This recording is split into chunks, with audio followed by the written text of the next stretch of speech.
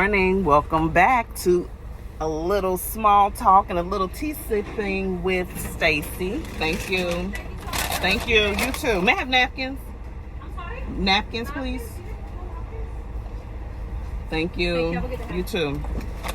Sorry, I am picking up a little breakfast from Dunkin' Donuts as I head over to this tire place to have my tire repaired.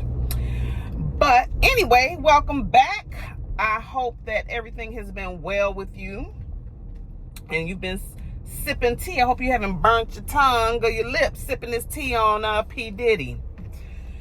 This is a mess. But what I'm more shocked about is how shocked people are at the findings, at the, like when you just think you have heard it all, then here comes something else.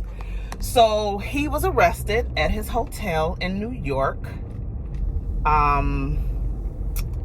believe 2 days ago, on Monday night, and he has been indicted, and I believe it's 15 years to life per charge.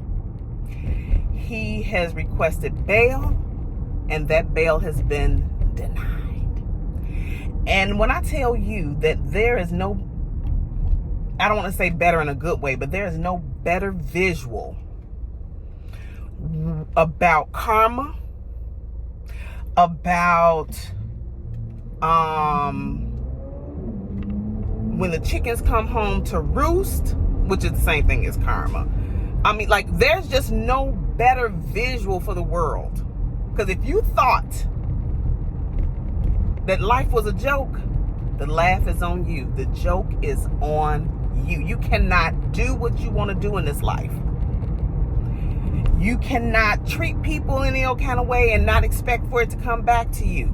Now, it may not come back to you in the form that you gave it, but you're going to get it. Yes, you are.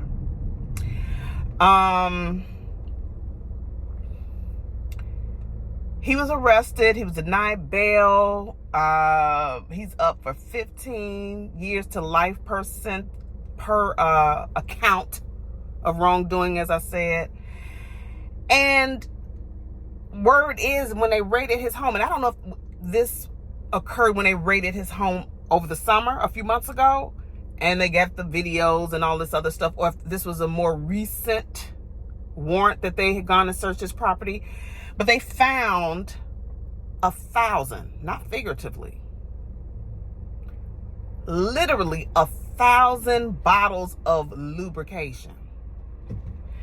That's a lifetime supply. That's more than a lifetime supply. So that contributes to the theory about the freak-offs. Because, I mean, 1,000 bottles? How much do you need? And I'm like, I don't know nothing about this, but I would assume you need, a drop or two, maybe. I don't know. But 1,000 bottles. So that contributes to the sex trafficking charges. That contributes to the abuse of everybody in his life. That contributes to that. And so I was shocked by the 1,000 bottles, which I'm like, can I be any more shocked with the findings of this case? Could I be any more shocked? And every single time there's something. And so of that group, Dirty Money, Kalana, I believe her name is, she's a married woman, and her husband is very good friends with Diddy. And so when Cassie came out with her side of the story, she refuted that. That's not my experience with him. That I've not seen that. That's not the man that I know. Well, all along, your husband was abusive to you. He probably put the strong arm on you. And you had to come out. You were pretty much forced or manipulated to come out and say these things that were anti what Cassie and others have said, these other producers, the males, and all of this. But just last week, I believe it was said that when all of this, like him about to be, the Fed's gonna arrest him on Monday and all of this, he's calling her 54 times. 54 times. Why are you calling her like this? First of all, she's wrongly so, though, but she's been in your corner. Why are you calling her? What do you need her for? That's also proof that you're trying to get things together. Okay? This other YouTuber who has a friend who's in the industry, he said back in 2018, and this guy, I think his name is Fauci or something like that, he comes with the piping hot tea, and it has always been validated. Always. And he says in 2018, the friend went to a Diddy party, and he was invited back to Diddy's room. Now, why he went, I don't know. That's that man's business. But he went, and he said when he got in there, Trey Songz was sitting there, sitting in the room on Diddy's lap, and they were making out. They were kissing and carrying on. Now, rumors of Trey Songz's sexuality has long since been questioned. But people get attacked in the industry. He's sort of kind of like a little pretty boy. So, people kind of attack other people and make these claims unfounded, not true, and all this other stuff. But now here's some proof from someone who has always been able to reveal some true tea. It also speaks to Trey Songz's, he has the feds are after him. I don't know if the feds are, but the law enforcement is after him because there have been many claims of rape by women, mistreatment of women. And so now, it makes me think these women are out here, these men that are out here like abusing women, treating them poorly, disrespectfully. You hate women. You hate us. And you hate us because you can't live your life. You hate us for some odd reason, but it is directly linked to how you love or lack thereof, respect or lack thereof, women. I can never not believe that. Because you cannot love and respect someone and hurt them. Physically, mentally, emotionally, spiritually, whatever. You just can't, financially. You just can't do it. You can't. So I think they are saying that he may be called into question, but I'm not sure about that yet. Also, Stevie J, who is also a music producer, married to Faith Evans right now, also famously known to have dated Eve and, back in the day, and worked on some of Mariah Carey's hits because he's a music producer back in the day. But he's a creep. He's a self-professed creep.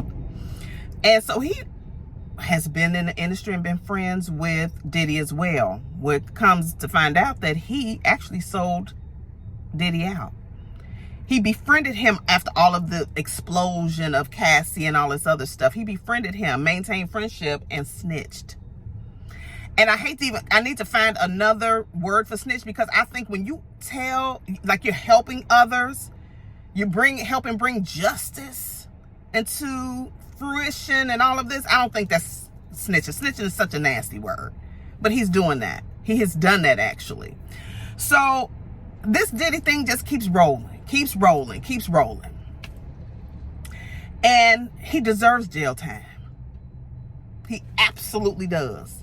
He deserves jail time. You lived a good life.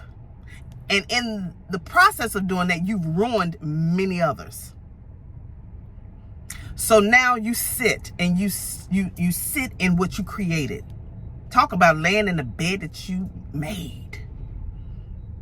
So now your latter years will consist of prison, extreme debt. You can't even take care of your family from the inside because he was just hit with a $100 million judgment because he or his lawyers or whoever They didn't show up to court because they probably underestimated the lawsuit that was taken against him from this guy who's also in jail about the abuse that he incurred from Diddy. Diddy and his people didn't show up to jail. So when you don't do that, you forfeit your opportunity. He owes this man $100 million. And the judge asked that be garnished and paid at $10,000 a month. No, excuse me. $10 million a month until it's paid off. That just happened, I believe, a week or two ago. So, I talk about, he's in quicksand. He's getting what he deserves, not according to me, because I cannot be the judge and jury, but according to the law. You can't do people wrong. Life will give you the swifter kick. You may swift kick people, you're going to get the swifter kick, the swiftest kick. So we're going to see how this rolls out. If you have any other information about this case you want to share, go down below, make a comment. Please like, please share, please subscribe. Hope you have a fantastic day. Ciao.